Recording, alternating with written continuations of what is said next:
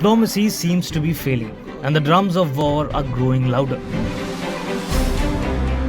Israel is reportedly poised to strike Iranian ballistic missile targets as nuclear negotiations in Geneva collapse.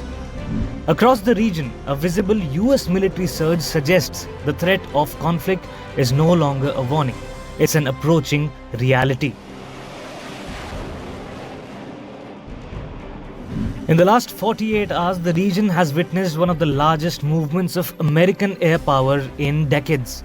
Over 120 military assets, from stealth fighters to refueling tankers, are pouring into bases across Europe and the Middle East.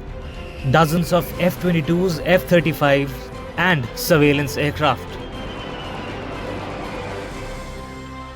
Taking a page from the recent past, one must remember that America's Operation Midnight Hammer against Iran in 2025 involved 125 US military aircrafts, 7 B-2 stealth bomber, 14 GBU-57 bunker busters, 13,000 kilograms each, and 24 cruise missiles.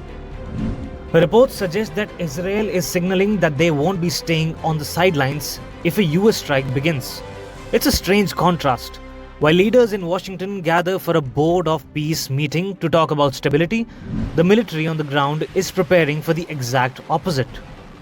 According to the public broadcaster Khan, Israel is now preparing for a potential green light from Washington to specifically target Iran's ballistic missile infrastructure.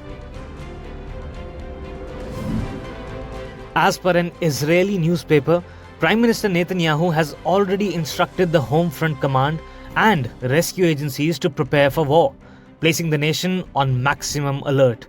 Looks like the window for a diplomatic solution is closing soon.